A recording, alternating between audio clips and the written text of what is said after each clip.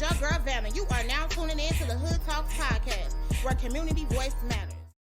Hey, what is going on, y'all? We got another episode of the Hood Talks podcast. Thank y'all for tuning in. This is your host Vanna, and we are talking back to the land, a conversation with urban farmers.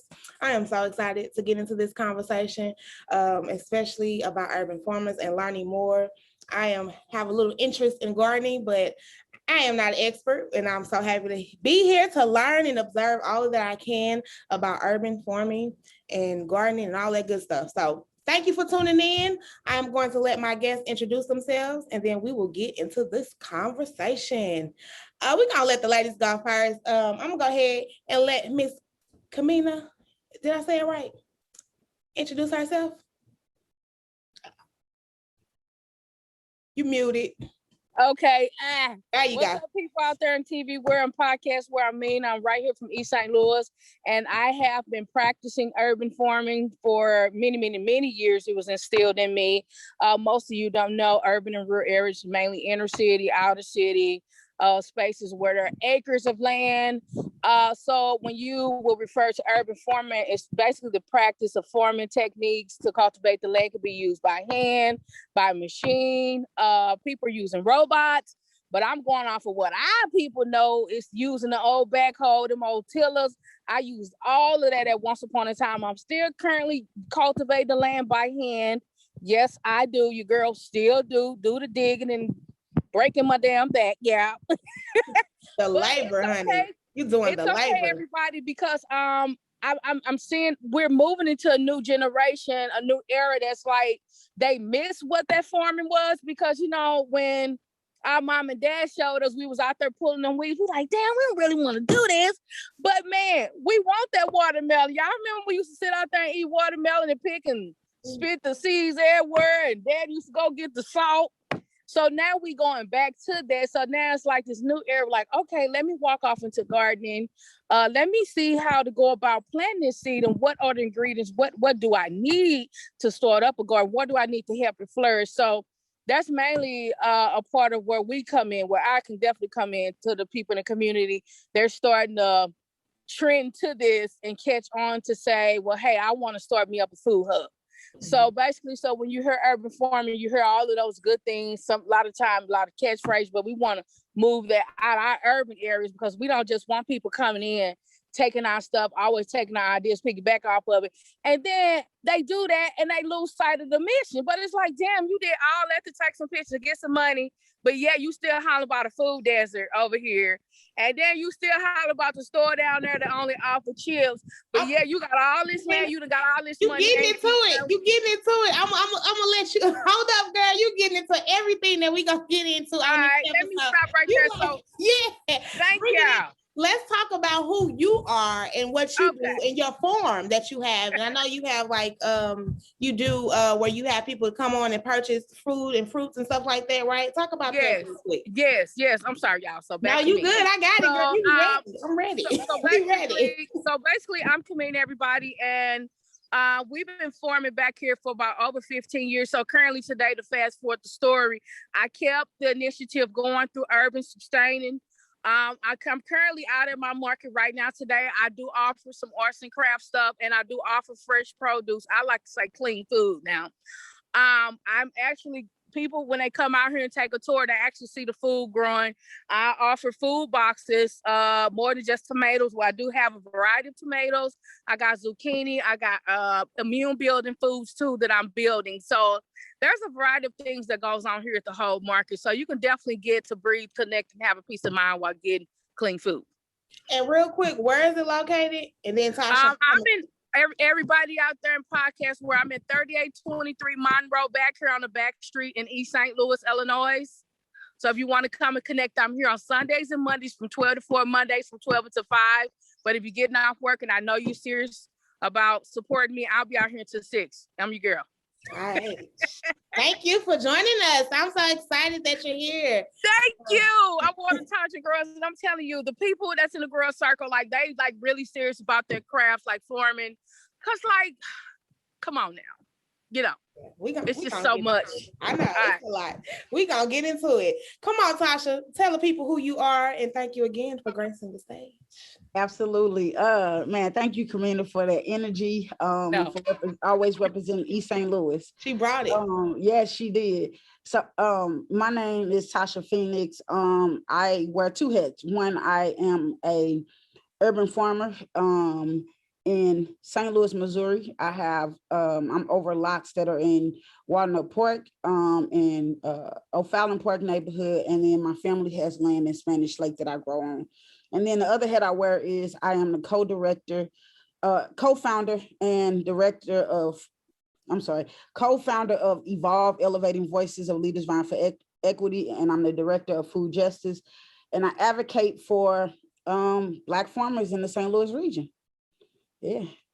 Yes, shout out to Evolve and all the work that y'all do over there. You know, I'm like a big super fan. And East St. Louis. Yes. Mr. Ron, come on now. Tell the people who you are. My name is Ronald Jones. I am the owner and operator of Blackberry Landscaping. We are located in the heart of Jeff Vanderloo in North City. I've been gardening since 2008. Yeah, 2008. So many moons, but I am very honored and, just glad to be here. Well, I'm glad to have all of you here to talk about this topic and to get into this conversation because I feel like you guys are the gem of the community when we talk about urban farmers and from different areas. That makes it even more like super dope. We got East St. Louis we tapping into, we got the county, and we got the city. So we all around. You heard me? So I'm so excited again that we're going to get into this conversation and glad that you guys are here. I kind of want to go back off and start kind of where Kamina was going with what is urban farmers. So if someone's listening right now and they're like, I've never heard of this term, what does that really mean, urban farming? Y'all know how we roll. Anybody jump in, anybody go, and just let's flow. I can jump in. So urban farming, so like we know, we're familiar with that usually farming takes place in rural areas. But because we've been stripped of our basic necessities, such as healthy and fresh food and things like that, people who grandparents and things like that were from the South, knew how to farm, would teach them how to farm. And we have blight in a lot of urban areas where there's a lot of vacancy and vacant land. And so people have taken to vacant lots to grow food for community. And so the term urban farmers has been dubbed because we're farming, we go past gardening and we're not just doing it as a hobby, but we're doing it twofold to make a living, but also to feed our communities. And come into place where the grocery stores have left. Yeah. Go ahead. I can remember when I was probably about 8 or 9 years old. I had an aunt named Aunt Emily. She was my grandmother's sister who lived in East St. Louis. And, my mom was the oldest of my grandmother's 5 children.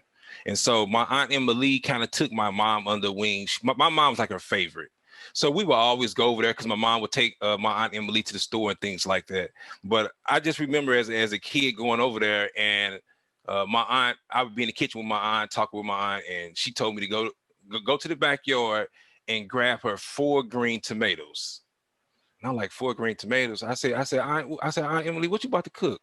She said, I'm about to make you some fried green tomatoes, baby. I said, fried green tomatoes?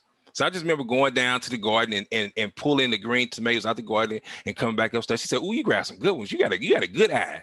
and see, I couldn't wrap my mind. I'm like, why are you finna fry a tomato? Like, who does that? Right.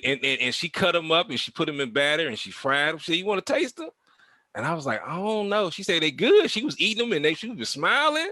And so that was my first time seeing people like grow food. So I just assumed like everybody grew food in their yard. I just assumed that. So, it was till I got older that, it was different.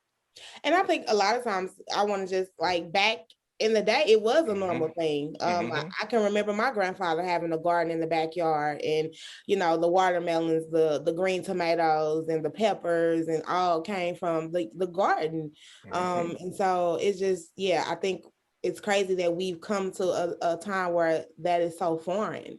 Because when I think back, like, I'm only 32, it ain't that many years, but it still has been a big impact that you don't see that being common anymore in our communities, unfortunately. But we're not that far gone, because I'm pretty sure all our grandparents had gardens or something in their yard.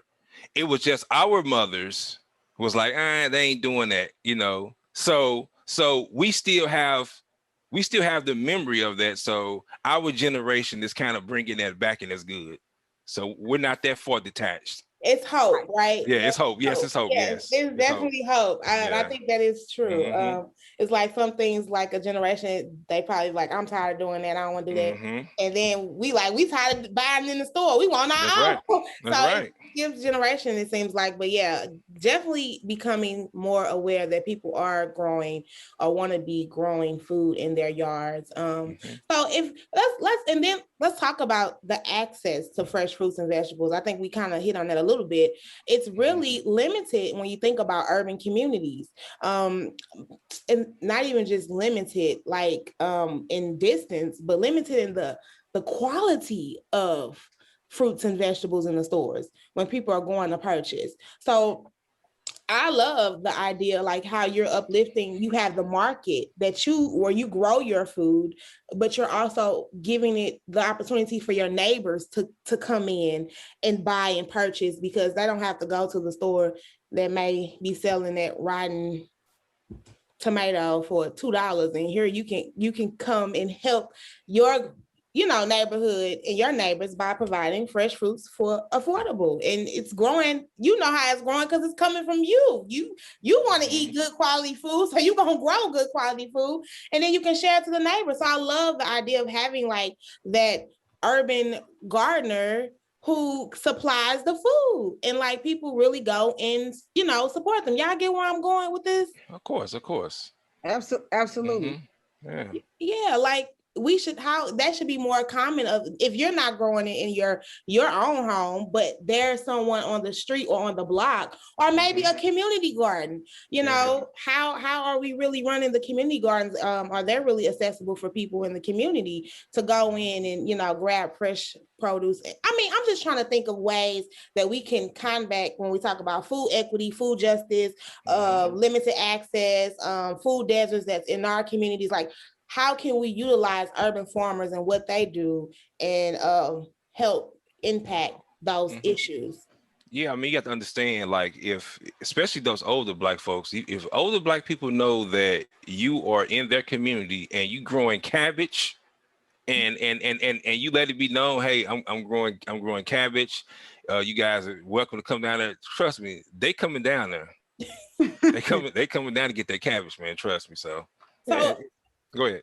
No, how do we get the younger generation to kind of tap into that? How? That's what I want to know. Got to make gardening cool. That's why, that's why I start calling myself, people remember characters.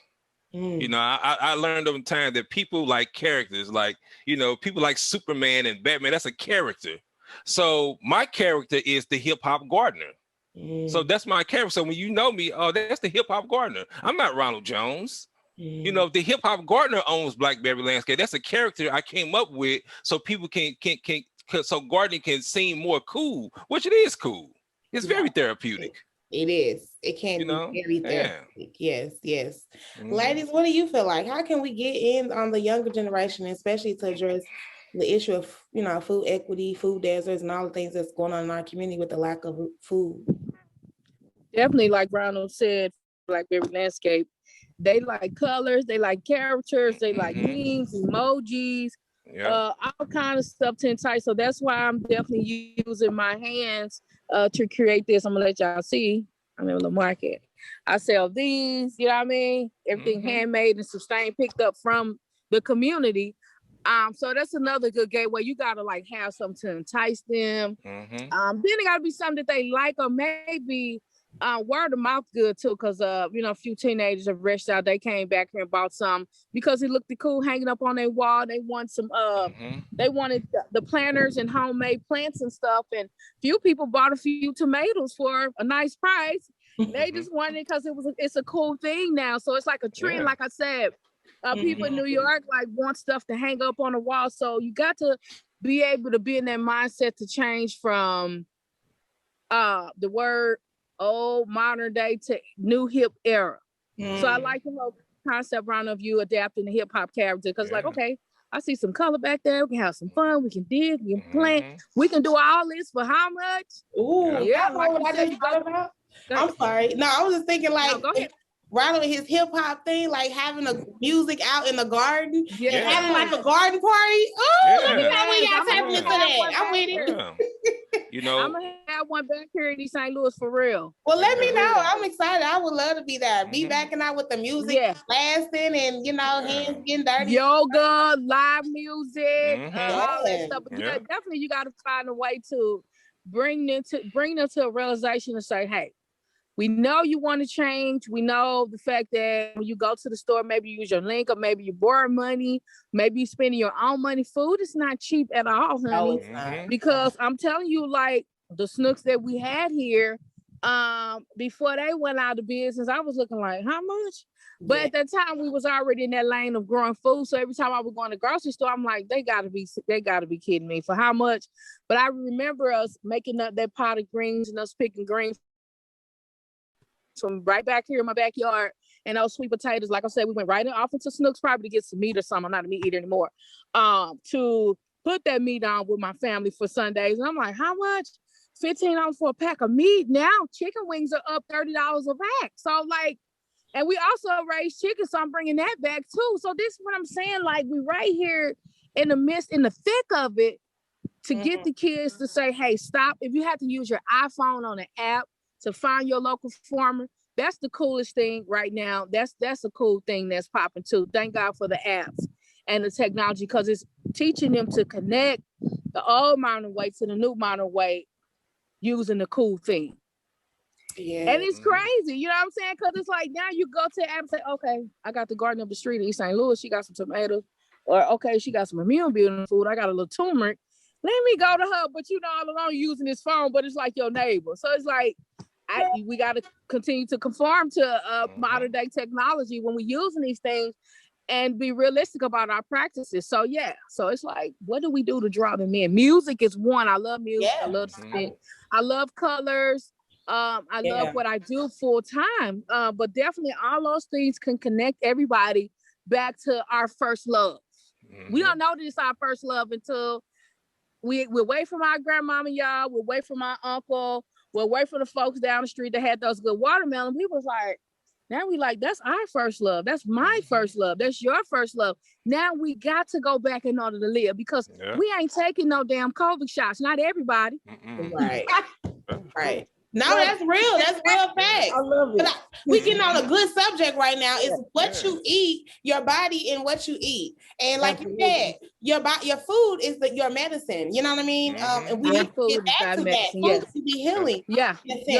And we don't know what is being put into these food items when you're going to purchase it in the store. So like getting into growing it yourself, you know what's going into it, you know, and when you're feeding it, when you're eating on it, you know what you're putting in your body. But a lot of times you don't know that when you're going to purchase things at Snooks or Shopping Save. And then the prices, like you said, are unbelievably high. So think about how much cheaper it is if you can grow your own and bring it to your dinner table, and you know what's in it. You know what you're providing for your family. Definitely. Girl, they using all kind of rocket fuel and stuff over in the food. It's all kind of coloring, dyes, all kind of stuff that you would not believe that's been incorporated to just have this fresh pack of meat to sit on the shelf, so it can be read, so when the next consumer come in, they can buy it. And you know people want to eat. You know what I'm saying? Yeah. Yeah. You know need to eat, right? We gotta eat. Up and down. We gotta eat. And you know we love wings and all of that. Yeah. They know that. They know the average consumer in the urban area basically is looking for a quick meal to prep. So they like doing everything under the sun to this food. She absolutely right. She absolutely right. Yeah, and you know about this. I tell people all the time, man, go talk to the growers. Like Rocky full and all kind of stuff. Why would you put that in some gas in the meat? What people did, damn it, they put the food underneath the coop, or they had the smokehouse to cure the meat. They didn't do all that for preservation. Idiots. Idiots. Hey, listen, I'm telling you, just let's listen to them, man. I'll be like, go listen to the growers like Kamina, who's second generation farmer, been doing it for 15 years, you know, and listen to their stories. Like, they know best. She's in East St. Louis. And you know, over there, like we deal with pollution here, but like over there, it's a lot of pollution that's happening, a lot of illegal dumping. And then of course, Missouri, St. Louis, we the home of Monsanto.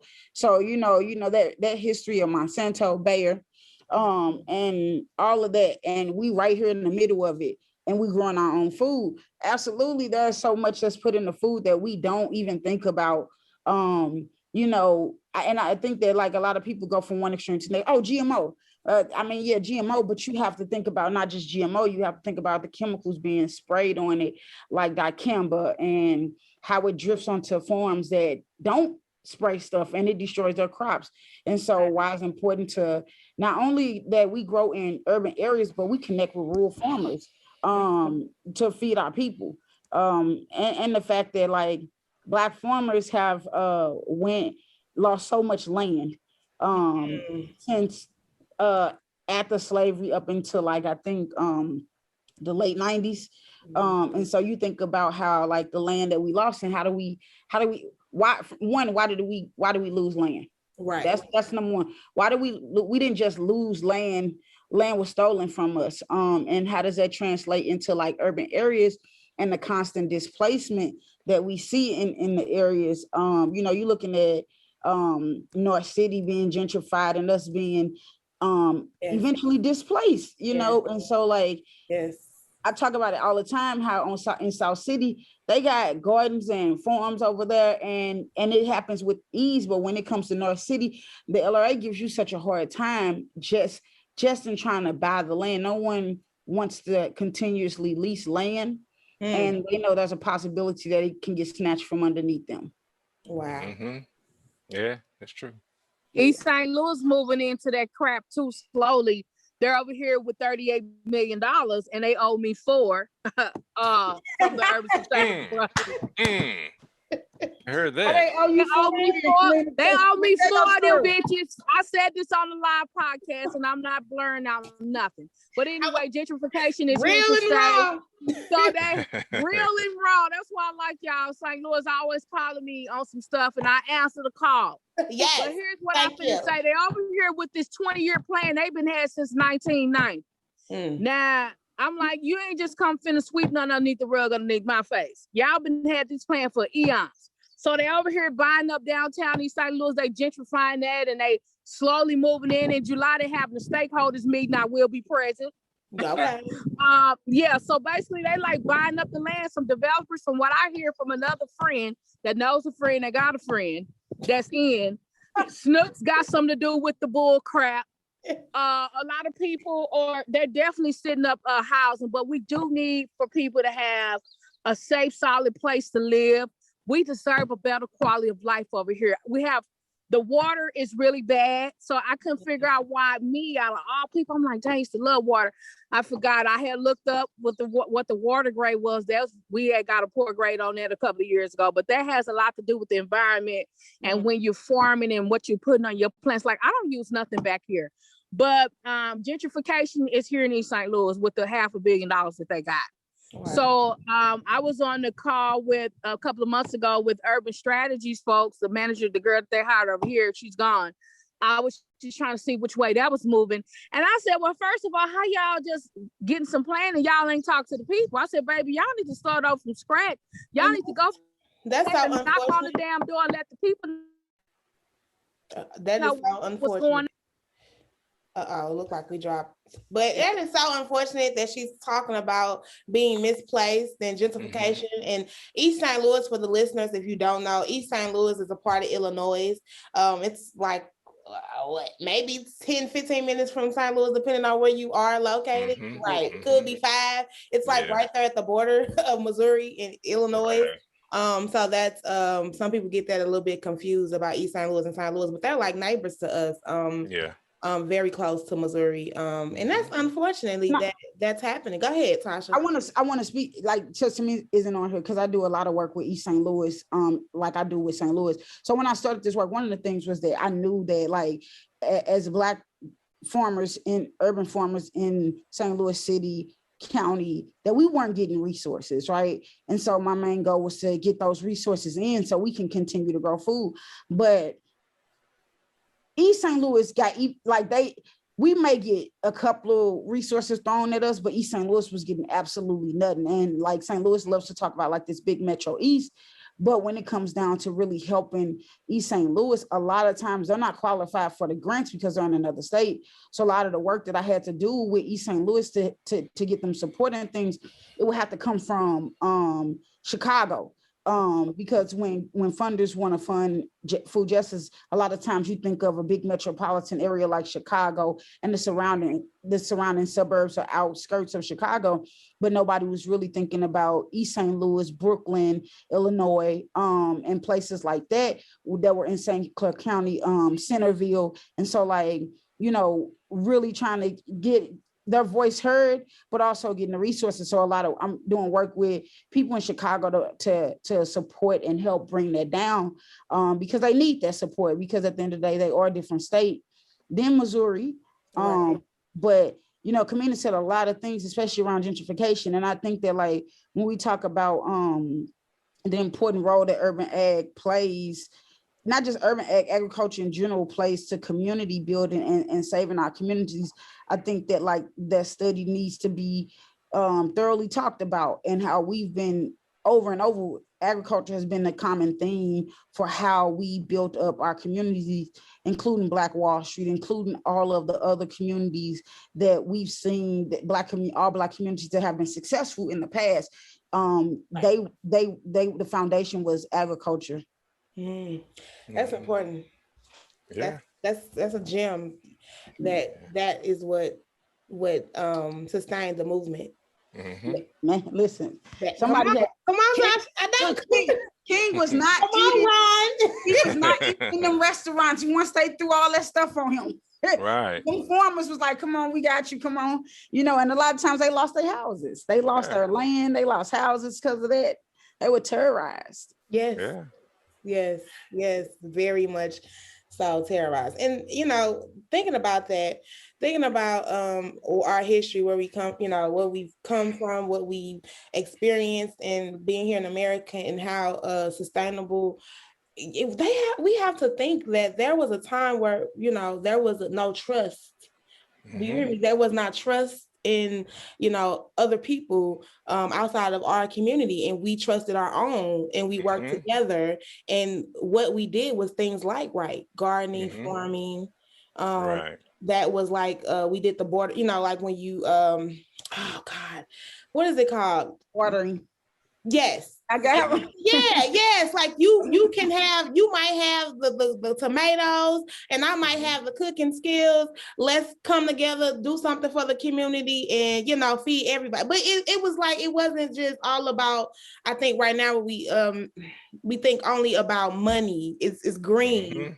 Right. And that's what's failing our community in a sense. Yeah. We're not thinking about skills anymore and skill level. Like you might have the skill to be the farmer and do the farming, but I might have the land. How can we join together and make this happen so that we can feed our community? You get my drift? I get you. One thing that I'm really trying to do for the last 2 years, I've been working with AmeriCorps Vista. I'm AmeriCorps Vista. We're working with AmeriCorps and working with the Community Builders Network and the St. Louis Vacancy Collaborative. So working with that organization for the last 2 years gave me a new passion.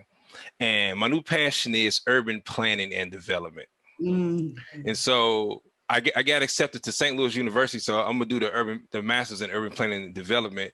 And one thing I noticed, because one thing I like to do is take a small field trip just all through North City. I just drive around through, look at the neighborhoods on weekends, and there's no green spaces nowhere. We got vacant lots. Yes, there's no green spaces. So my future goal is to incorporate those green spaces in between the buildings. I mean, that's cool that they want to build new buildings, but we need areas to just kind of chill and just let our mind wander. It's not all about hardscapes and streets and concrete. We need those green spaces in between these buildings to just sit down for about 5 minutes and just collect our thoughts.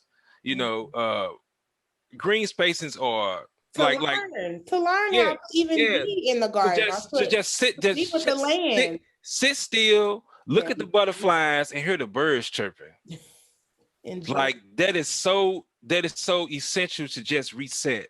Like the young lady said earlier, we need to have yoga in the garden. That should start going together, to get more people involved and, make it just $25 for the year. Just come do yoga in the garden. And then after you do the yoga, you have the farmer's market because you got the people there.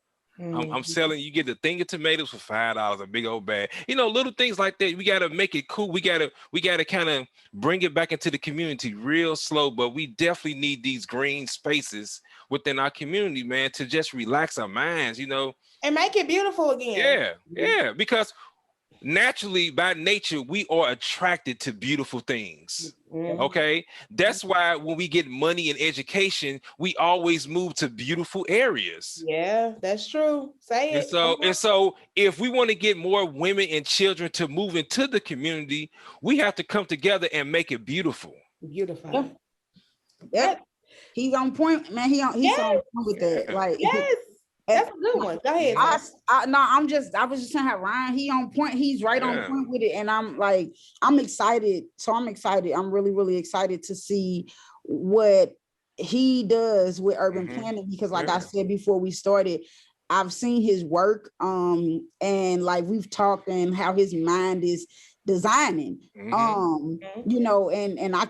really, really just can't wait to see it, because I know it's going to be a masterpiece when it's finished, and things like that. And so like one of the things he talked about was yoga and gardening, and shout out to Leah Burnett, because last year during the height of COVID, she opened her backyard up and started doing gardening and yoga for black women. And so having that experience in the midst of a pandemic, where we know that COVID mentally affected you, right? Everybody, you're dealing with death.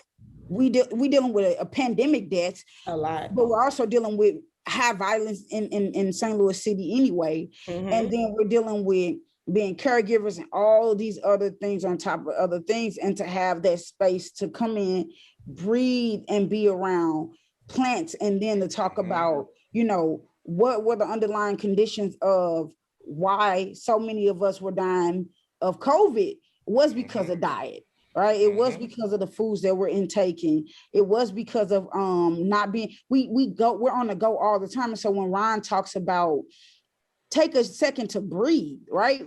How many of us in the community, because we have to cover down on family and we have to work and we have to play all these positions, how many of us in our community really get a second to breathe, right? And so like that's so important. That is so important. And so kudos, Ron. Thank you. And I'm so excited to see the future. Oh, I cannot wait. Like I told you. Yes, that is really, that's really inspiring. And it just makes you really think that it is like the mental health of Black people and Black and brown people in our communities. Like you said, you go outside and you don't see anything that makes you feel like where you are is beautiful or fulfilling. It's not fulfilling when you sometimes walk outside your door. All you see is decay and, torn down, rusted down buildings, and you like, when you step outside, you see a green lawn and some nice flowers, and the air is breathable. You feel better. You feel better mentally and as a person. Then you want to get outside. Yeah. Right? Come on now. Yeah. Let's speak on it. If you don't want to go outside walking down the street and you in abandoned buildings and you scared about who gonna be in there and jumping out, you ain't trying to go outside. You want to go outside where it's nice, beautiful scenery. You like, I can stay in my house. I don't want to go out there. So why aren't we beautifying the North County or the county area, the St. Louis city? Why aren't we diving into that? Because people don't understand the importance of green spaces. I sit in a lot of meetings and everybody talking about, building affordable housing. It's a lot of things around affordable housing and more affordable housing. And that's cool. That's cool. We already got houses in North City. We just need the houses to be fixed up. Right. Yeah. We don't need no more damn houses. Okay. Let's fix up all the vacant houses that we got. Right. Okay. There's a difference between Tower Grove Park and O'Fallon Park. Just look at them. Big difference. And then listen. Look at all the houses that sit around Tower Grove Park. Just when you get a chance, just drive through real slow and look at all the houses that sit adjacent to that look directly to Tower Grove Park. Look at those houses, and then drive over to Fairground Park. And then ride around and look at all those houses that face Fairground Park. For matter of fact, you can look right through Fairground Park to the other side of Natural Bridge. I'm about to say, you can one side, you see the whole park. Yeah, you can't go inside. Listen. You cannot look through Tower Grove Park. You don't know how many. Well, hold up. Yeah. Perfectly good example. I just recently went to Tower Grove Park, and it was kind of like my first time walking through it, and I'm like, they had the farmers market there. It was really nice set up, and it, they had different stuff. But they had a bird cage, a bird watch, or something where you go into, and they had like a little waterfall. The kids could play around with the. I'm like, what is this, man? Yeah. So a whole nother level.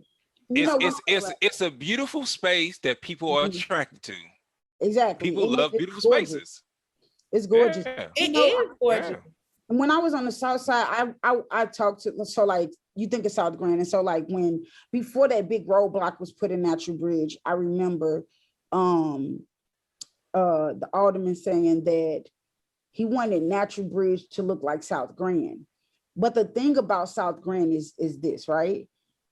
The neighborhood in South Grand matches how South Grand looks. So you don't have a lot of slum. I'm not saying that they don't exist, but there's not a lot of slumlords in those houses in South Grand, right?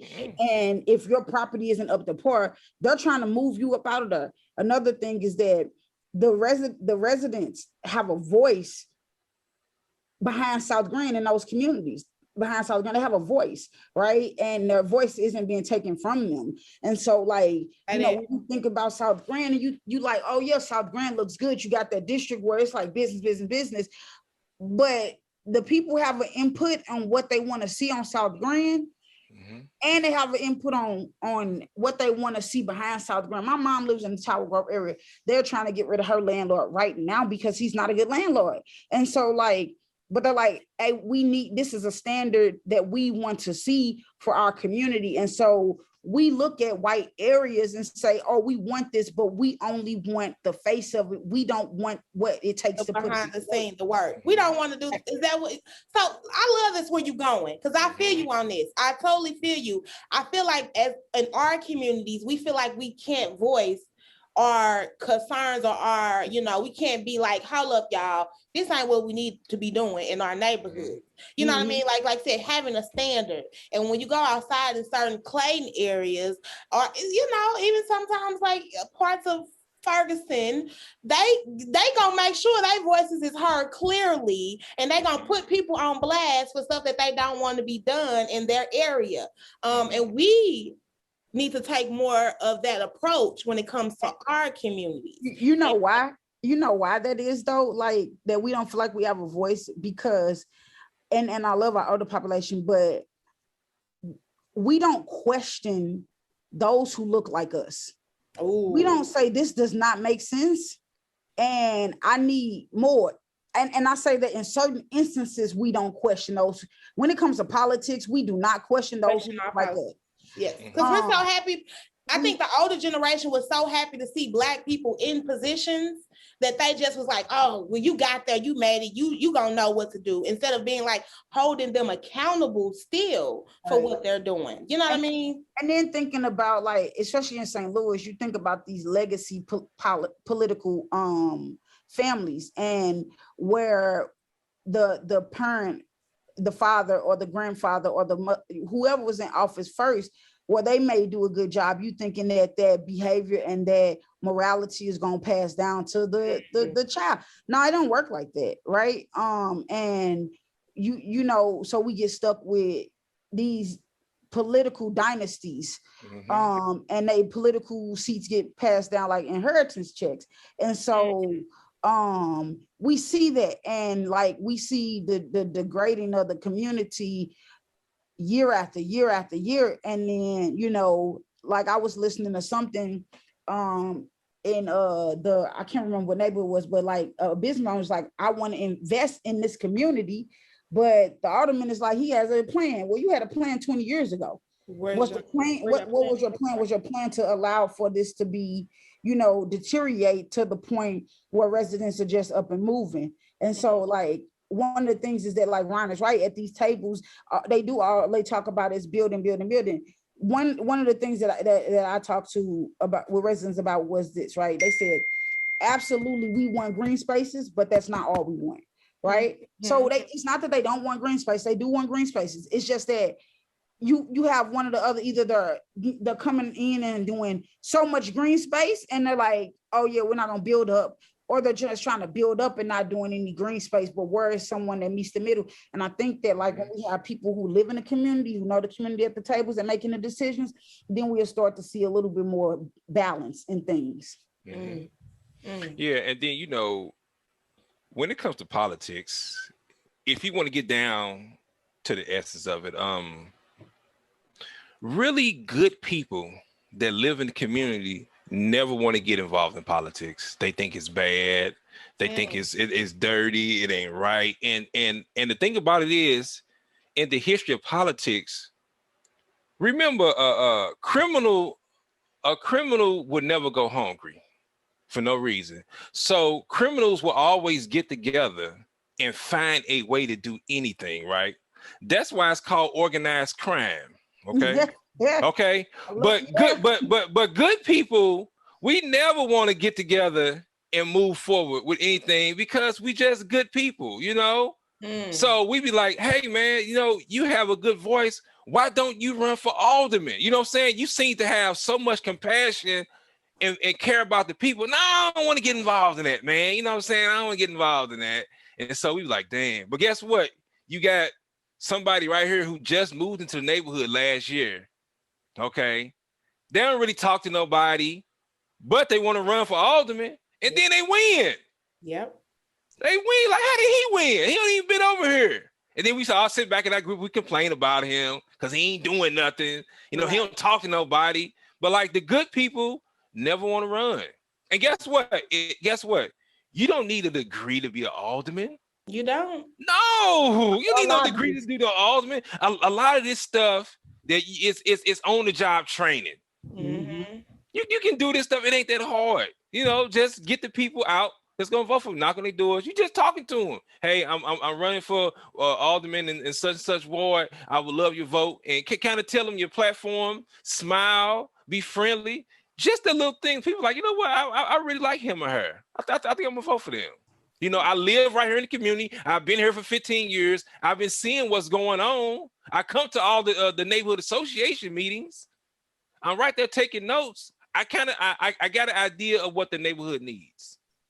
Yeah, absolutely. You know what, Ron? Also that goes into place with the person that nobody knows about. Yeah, is that like organizers, right? And so like how many organizers do we know that live in North City?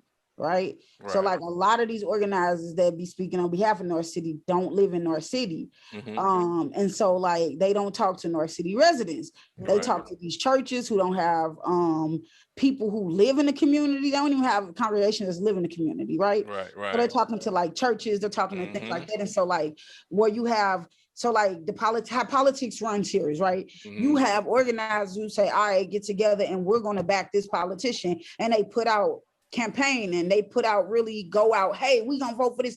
And you see, and then if you're just going by, you see people uplifted and you see Black people uplifted, and you're like, oh yeah, I'm gonna vote for them, not knowing, nah, man, they don't live in your community, so they're not speaking for you. So they don't really know. And so a lot of the things is like a lot of the way organizing happens in this community, it has happened at the detriment of North City because a lot of these organizers don't live in North City, and they don't listen to the voices of North City. So you see them pop up and you're like, what is this, right? Where are you guys coming from? And so they don't understand, like when they do come in, the community is on guard because you haven't interacted and you haven't engaged with us, but you done brought and you done came in with these white folks and you done set up shop and you're like, we're here. And the community's like, no, you're where? Right. Like, and then you putting ideas and things up that ain't even asked or needed in the community. So it's like, then you mad because we're not, utilizing it. But you ain't asked for that. Right. And we cannot have this conversation without addressing the elephant in the room. And here's the elephant in the room. We can't forget that North City is plagued with redlining. Oh, absolutely. We can't forget that. We can't forget redlining. So basically, for the listeners out there who don't understand what redlining is, in the layman's terms, some real estate investors and bankers got together many years ago and said the people that live on that side of the street house is not going to be the same value as mine. No way in hell. I don't care if the bricks came from the same manufacturing place and was designed by the same team. Their house is not going to be worth the same as mine because I am this and you are that. So that's all redlining is. So you come across Delmar, you got a nice brick structure that's really beautiful, right? That's a good example. That house might be worth $75,000. You go across the other side of Delmar, that same house, it looks the exact same, would be $200,000. So therefore, a lot of our brick structures, even if we did want to come in and fix them all up, right? It might take $80,000 to $100,000 to put these houses back together good, right? But then they only gonna appraise out at $70,000. Yeah. So you're gonna lose money. So no bank in its right mind gonna say, hey, I'm gonna give you $100,000 to fix that house. But then again, if you can't pay back the loan, it's only gonna appraise out at $70,000. That's a bad investment for a bank. So unless you got that kind of capital in the bank, the house gonna stay vacant. Yeah. Man, absolutely. It's gonna stay vacant. Yeah, absolutely. But that's in a nutshell. It's gonna stay vacant. So we can't ride around and say, "Oh my God, how come they ain't fixing up the houses in North St. Louis?" It's redlining. Make these houses the same value as the houses across Delmar, and then you'll have more buy-in. Yep, that and the fact that like, and that's why like I know people would think like, well, what does this have to do with urban ag? It has everything to do with urban ag because essentially urban ag is the basis and the cornerstone for taking back our self-determination, right? So if we're using that bartering system method, we're saving money. We're able to work with each other. We're able to put community back through urban ag. You're able to put community back. Right? We're working with Fairground on the community-owned grocery store because why keep begging Snooks to come back when you can use your resources and you can own your own grocery store, and from there you can have other cooperatively owned businesses to build up your community because the reality is the banks aren't going to give it. We're looking at like if you take the look at the debt relief, right? Historically we've known what the USDA has done to Black farmers, right? And so now we're looking at they put a junction on the USDA from doing debt relief, right? Right. And the banks were the leading people behind it saying, hey, no, this is a red flag. We don't want, but you're getting your money. So it's really not about them not getting their money for them doing a call out. It's that somebody has to stay poor. And somebody has to stay in poverty, and somebody has to stay rich. That's capitalism in America. That's right. And so, when we say food apartheid because we look at the systematic nature of things. We don't just look at it from the point of like, oh, there's no access to food, but oh yeah, there's no access to food, but why? Why is there? Why does Natural Bridge and Kings Highway exist? Right. Not the intersection of the streets, but the intersection of those streets plagued by fast food restaurants, right? And in that whole community, there's one grocery store.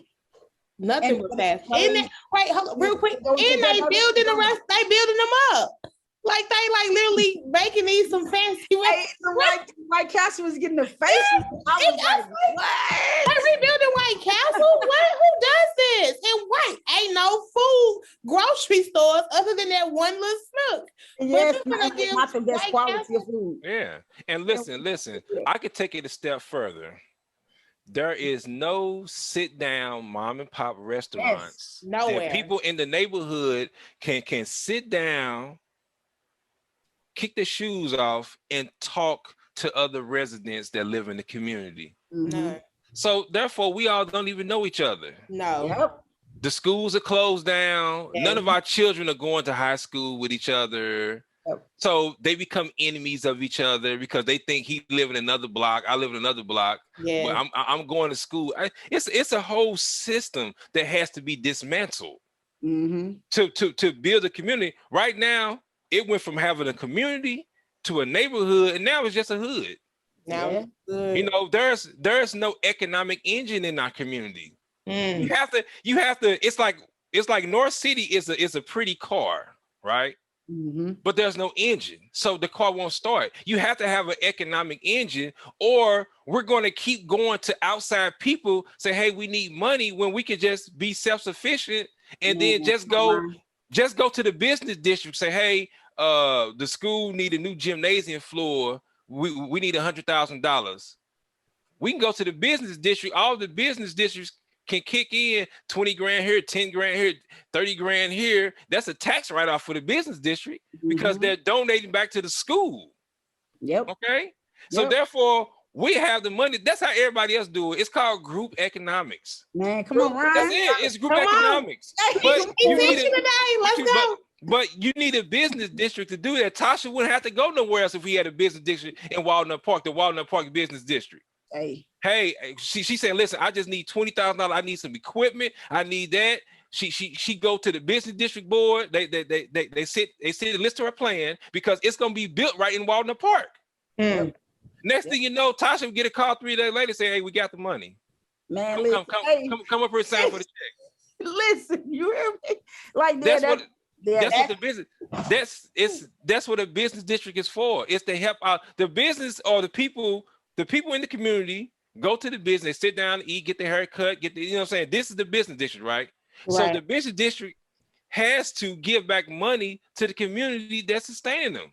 And that's amazing that, we're hearing this, but all the businesses that we have in those areas aren't businesses that's even like the community. No. They're from outside the community. Yeah. Well, I wanted, Ron, you said, so like when you said that, it made me think of the post I made, and I said, St. Louis has an aversion to Black land ownership. And Ron was sitting there, what do you mean? So like aversion, I was like, just look it up, Ron, just go look it up.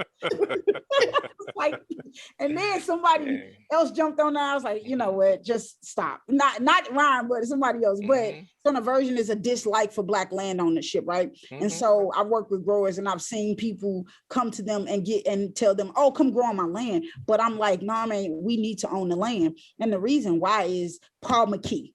Paul McKee is the reason why. Is the best example I can give of why we need to own the land, whether it's where we put our houses on or whether it's where we grow on. Because when Paul McKee was ready to make that deal with the city to say, we're going to have the NGA here, right? It didn't matter that your parents bought that home. It didn't matter that you've been living here since you were born. You got to go because eminent domain. Right. You got to go. Yeah. You know, and I don't care how long your parents own this. I don't care the backstory of how backbreaking and how many white folks floors they had to wash and how many white folks windows they had to wash and how long that your daddy had to be on the railroad or wherever else to be away from the family to make sure that he put in money to in where you got to go, because this man owned most of the land more than the homeowners, right? And it goes back to what Ron says, redlining, because they weren't able, Black homeowners weren't able to get money to fix up their houses when a pipe bust or things like that. And so like, that is essentially why Black land ownership is key. It's key, right? It's the reason why Native land ownership is key. It's the reason why the most impacted communities need to be in control of the land and need to have that land in their possession and not outsiders who aren't from the community, because it takes away our self-determination. Yeah. Y'all. I ain't even said that because I'm just soaking it in. This is real talk, y'all. And I just hope that people that's listening to this is getting heed to what you guys are putting out there, because this is real. This is what's happening. And this is why our communities look like they look. Go ahead, Ron. I mean, you all have heard the term community garden, right? But that's a lot. But listen, because a community is designed like a garden. Example, if you want to attract a monarch butterfly, okay, the monarch butterfly only lays its eggs on milkweed, a common milkweed plant. That's the only plant that a monarch butterfly will lay its eggs on. It won't lay its eggs on nothing else but a common milkweed, okay? Because its caterpillars have to eat the common milkweed. The common milkweed inside it has this milky substance, okay? This milky substance is very poisonous. Like, you should never eat it or get it on your hands. You want to wash it off, okay? So when this monarch caterpillar eats this milky substance that's very poisonous, right? Birds don't like it. Birds it'll pick the caterpillar and like it is nasty because his body is full of this milk. So communities are built like gardens. So if you want things, you have to have things inside the community to attract people to it. Example. Back when I was in college in my 20s, we would make a pilgrimage down south to go see the Southern Heritage Football Classic down in Louisiana. Now, mind you, we are driving from Missouri all the way down to Louisiana, and everybody did it, to watch a football game between Grambling and Southern University. We down there, we got a hotel room, so we spent money in Louisiana for the hotel room, to rent the car to go down there. We buying food all weekend. Right. So that city is getting all that money for us to sit in those stands and watch a simple football game. Now imagine if Harris Stowe State University had a football team. And imagine every year if Harris Stowe State University played against Lincoln University, the two only Black colleges in Missouri. Right. Okay. Imagine how many people would drive down to see the I-70 football classic between Harris Stowe State University. Imagine if we had that same Harris Stowe State University football field somewhere in North City. Imagine all the revenue. Imagine all the people around it who would make up T-shirts and just sell them outside the stadium. Just imagine how much revenue that could be generated every year, just off that one idea. Okay, so who's going to get together and fund Harris Stowe a football team? That's the only reason why Harris Stowe State University homecoming ain't popping. People don't go to homecoming if they ain't got no football team. I've been to St. Louis all these years. I ain't never been to a Harris Stowe State University homecoming. I don't even know when it is. I want to say, I not really. No. Think about it. You used to, but not no more either. It's the only Black unit. It's the only historical Black college in St. Louis, and none of us even have a damn T-shirt. Oh, we don't support that school. Come on now. We don't, but we need to. Somebody who gonna listen to this podcast with some money, please build Harris Stowe and fund them a football team. If you had a football team, guess what? Now you got a band. Yeah. See, now you got a band. So most of the times bands about 100 people. Imagine all the young black kids who be in that band. Especially because a lot of kids are drawn to music now. There you go. So They are therefore, drawn to music. So therefore, if the college has a band, right, that's playing up and down Grand in the parade, doing that's Harris Stowe. Here come Harris Stowe. 100 people walking down. That looks cool. Okay. So now all the high schools around it gotta have band programs to fund the university programs. Yep. That's why all that stuff is a stepping stone to other things. That's why other people have it. If you keep kids busy, it keep them out of damn trouble. Yes. Yep. Speak on it. Okay. You go down south. You go down south to be in the band. It's cool. Mm-hmm. Man, you go on YouTube right now and put in black marching bands down south. These are young black kids, 19 and 20 years old in drum lines. That's a 100 kids in a drum line. That's 100 kids off the streets. Yep. In high schools, that's about another 100 kids in each high school off the streets because they got band practice tonight. Yeah. Because they can't wait to go to Harris Stowe to be in the Hornets marching band, because the football game is bringing the I-70 Classic every year, and all our grandmothers and parents are gonna be out there to watch us jam in the band, because we don't go watch the football game, we go to watch the band. Yeah. Yeah, that's right. Yeah, you're right. You're right. I'm saying community is a garden. You got to plant certain things to keep people attracted. We ain't got nothing in the community to keep us attracted. That's when urban planning and development come in. You have to develop those things. Yep. Okay. You know, we all know our black children love DJing. No, we love DJing, right? That's our culture. Okay. So listen. Where is the DJ program in these schools where a kid can do after school activity? Only charge his mama $25 if you want to get involved in it. That's it, $25. We blow that at the club. Okay. We got turntables. That's before you get to the club. That's at White Castle.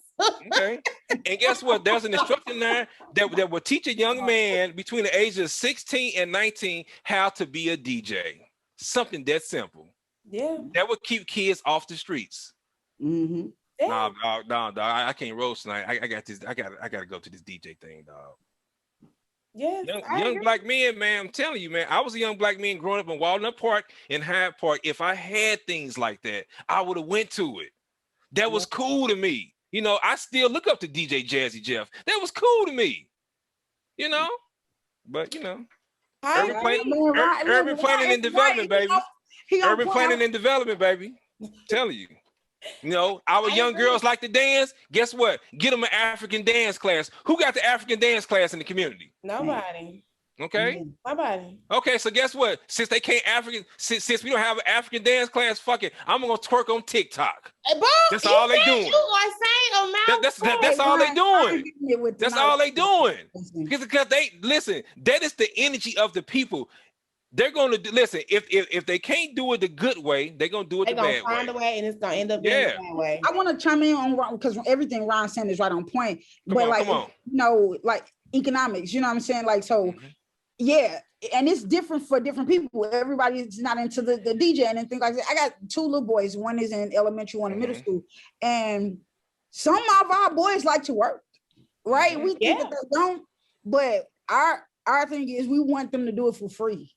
No, if we know we want to get paid them. I got two little boys that's in Walnut Park. When I say they come, and the first time they came, they say, "You need any help?" I was like, "Come back tomorrow, and I have $20 a piece for y'all." Like, and they came, and I told them to come at a certain time. They were early, right? And so like it was sort of for them, but they were early, right? They were there before me, ready to work, right?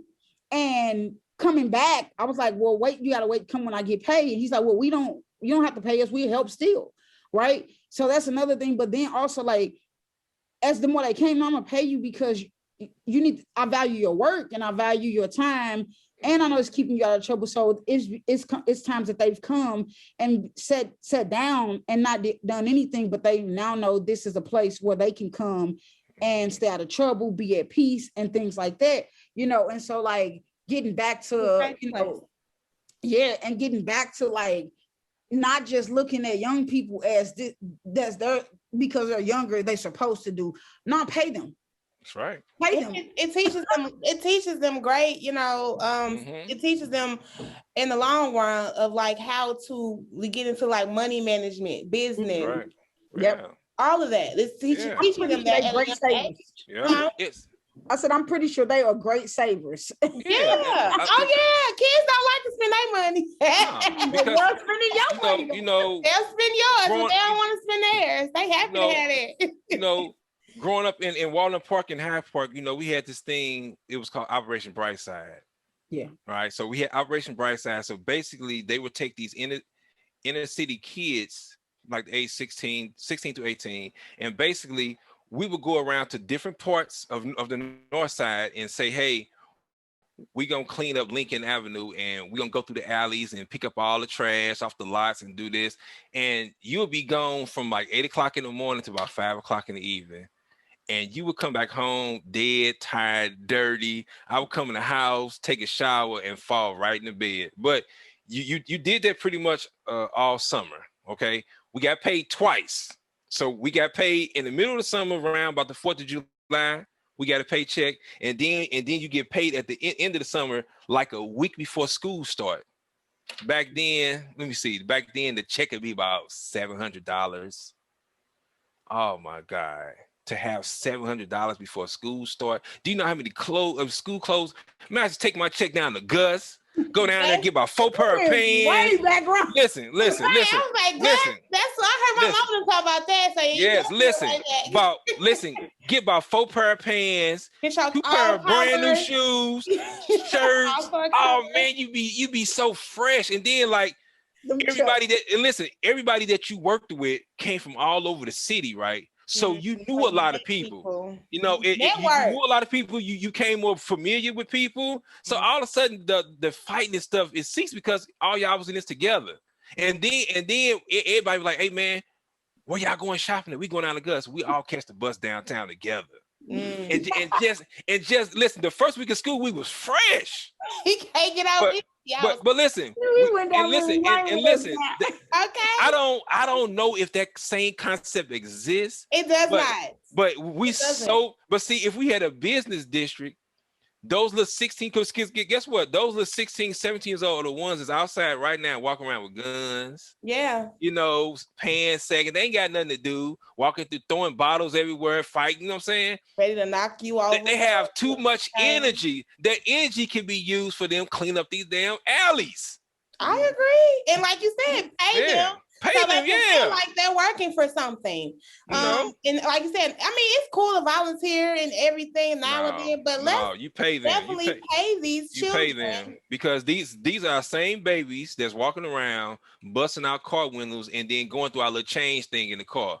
They want some money. Yeah, they want some coins. Because they know money is everything. Unfortunately. Unfortunately, yeah. Unfortunately. It's a construction company that I love here, right? And they work with young people going to rehab the houses, and they co-own. Dream Builders for Equity. Yeah. I always shout out to them. I'm trying to shout out to Dream Builders for Equity because I love that concept of what they're doing. The young people own the property that they're rebuilding when they sell it, and so they're getting money off of it. And so, like, you know, when you say, is it happening now? I don't think that concept has left. I think that it's just transformed to modern times. And modern time is, hey, look, I'm going to show you how to be business owners instead of just workers, because there's a difference between having a business come in and hey, and you feeling no connection to it versus you building it up from building that business up and your blood, sweat, and tears goes in there. We know how, like, we build something, like, I'm going to tell you, all right, Friday, I wanted to cry. I spent $360 on some soil and someone stole a large amount of it. I wanted to cry because my blood, sweat, and tears went into that money to get that money. Right. And it's going into that, right? And so, like, for people in the community, both young and old, when you start to invest in your community like that, then you start to say, hey, hold on. You don't throw that. Look, we didn't put too much energy in this. You're not just gonna throw no trash on the ground. Right? And so like you start to see the difference. You know, you start to see like more. You start to care. You really start to care and appreciate. That's right. Where you are, where you live, the people around you. But like Ryan said, we ain't got no relationships with our neighbors. So we see them as enemies. So we don't care. I don't care about you. I'm trying to survive. I ain't got nothing to give to the next neighbor. Cause I see you got something that I want, and hey, I'm out here struggling. I ain't got no other way to get it. Ain't nobody trying to give me a job or opportunity. Well, I'm gonna bust your window, or I'm gonna, do what I gotta do to get what I need from you. Cause again, I don't care about you. You don't care about me. So it's a lot of levels to that. And like he said, if we start by giving them opportunities and then connecting them within those opportunities, then the community will flourish. It will flourish, man. It's like a flower, like a garden. You know, he told you it's a garden. Like a garden. You know, somebody with something. Gotta put work into it. Somebody with something to do and a job is just a little bit more happier than somebody without that. Man, yes. Yeah, you know, if listen, if you worked 8 hours a day, you came home, you're tired, you took a shower, you don't feel like breaking in no houses. Because you know that you got a check coming in 2 weeks. And guess what? This check got a little overtime on it too. You bragging about it. You're like, ooh, this one's gonna be fat.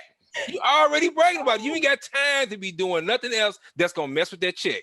Yeah, listen, I'm trying to tell you, man. It's a science. It's a science to this thing, man. It's definitely a science, and I just hope that we can somehow find how to get back to that avenue a little bit more. Like you said, we got some gems. Like shout out to Dream Bill for Equity, but we need more. Right. We definitely need a lot more, and we definitely need to figure out a way to have this younger generation feel a little bit more connected. Because right now I feel like there's a big disconnect. But y'all. Oh my God, this has been a super dope. Hold on, I got one more thing. Come on, Ryan. Okay. I got one more thing. Come on. So for all your listeners, if you want to find me, I'm at Blackberry_landscaping, and I'm on Instagram. So yes, he is. A lot of people DM me and they kind of ask me just, simple garden questions. But this is the question that I often get a lot. We as Black people, y'all know we love cabbage. We love cabbage. We love cabbage. And it ain't nothing wrong. Cabbage is a good, cabbage is a great leafy green thing and it's good for us, okay? Right. But the problem is people say, hey man, I got these little worms. They keep eating up my cabbage, man, and putting holes in it, man. What can I do to stop this? And you have to understand, there's an insect called a cabbage moth. And it's called a cabbage moth because it lays its eggs on cabbage. Like a yellow butterfly. Okay, like a butterfly.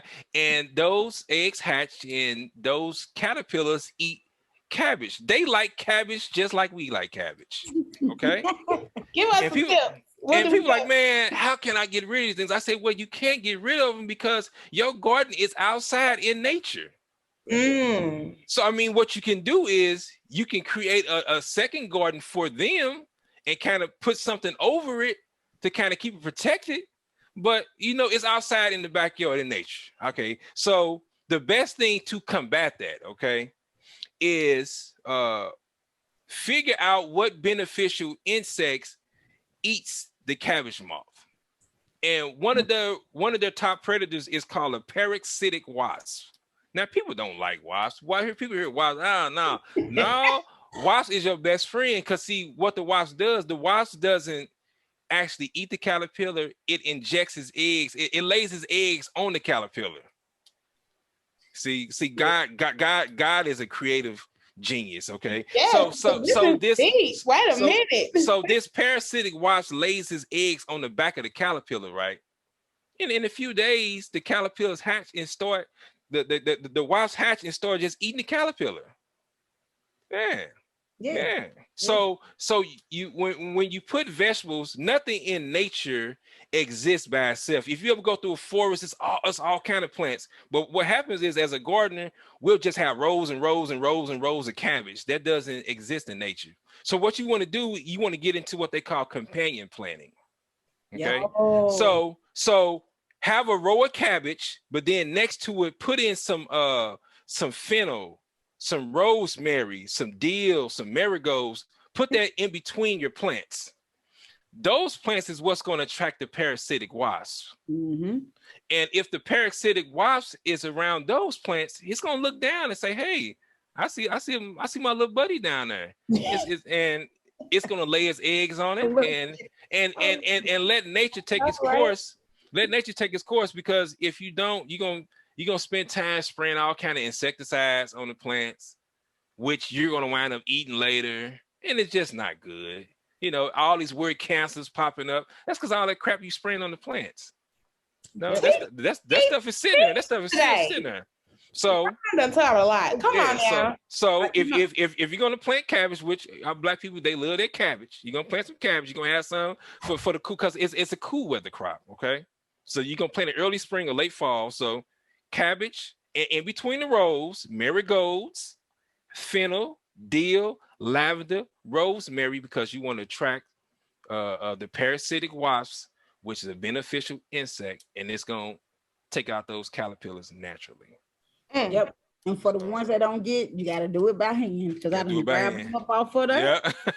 Yeah. On my little stepping stones, and they did.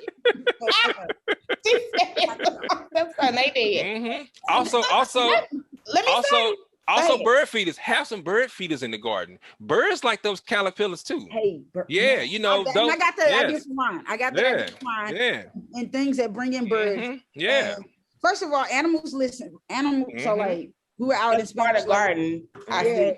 We were out in Spanish Lake, and I was talking to the birds, like, yeah, you come any time, and the birds stood there listening. Like looking at me, like, and they started laughing, because they like the bird really listening to you. Yeah. But like animals, like like a dog understands language. Yes, I agree. Language as well, and so they know that they're welcome to come. Yeah. Come on.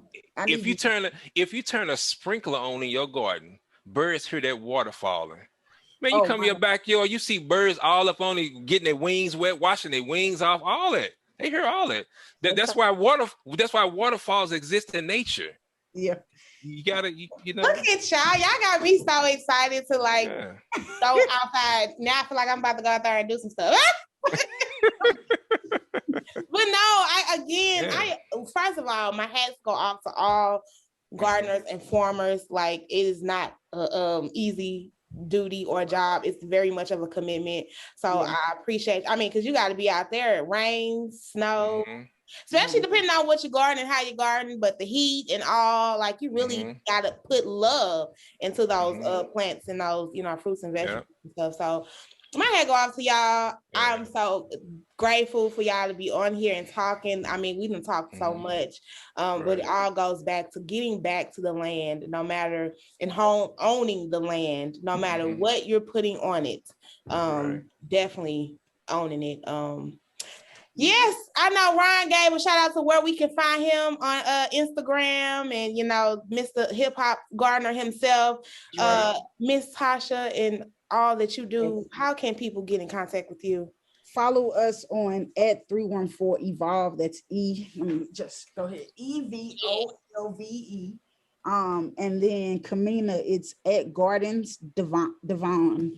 And I know she couldn't get back on there. That's @GARDENS DEVONE, and that's on all social media for her. And @314evolve is on all social media sites for me and Kelly. Yes, shout out to Kelly. So again, y'all, if you are in East St. Louis, please go meet and support Miss Kamina out there in her garden and her farm. And if you're in the St. Louis area, shout out to again Mr. Blackberry Landscape and Miss Tasha at Evolve. And y'all already know I be Evolve. Go. Yes. I got your weekly weekly show. You Kicking it for a cause. Yes. For a cause. Absolutely. Yes. I love it. Love tune it. into Kicking It for a Cause, y'all. Is it every Saturday, right? Or every It's other? every other Saturday. So every Every other second and Saturday. fourth Saturday, we're doing Kicking It for a Cause live, and we talk community. We got a little music and we got a little game and fun. So tune into that. Yes, y'all.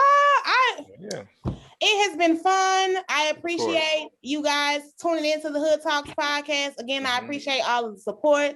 Our next show, this is it for June, but we got July coming really fast. Cool. Tune in. July, we got No More Superwoman. We're talking conversation around Superwoman syndrome and how that affects Black women. You know, that is something that's really big right now going on in the Black community. So we will be talking about that. And then we got Black Men Mentors Matter coming up also July. Both of those shows will be live, yes, that we're doing. So tune into the Hood Talks podcast. You know, you can follow us on Facebook to get all this good information, or you can always check out the website, www.thehoodtalks.com, and learn about how you can support us and how you can find us and keep up with us. So, all right, y'all. Thanks again for tuning in. And no problem. Thank you. Thank you. Thank you. Bye.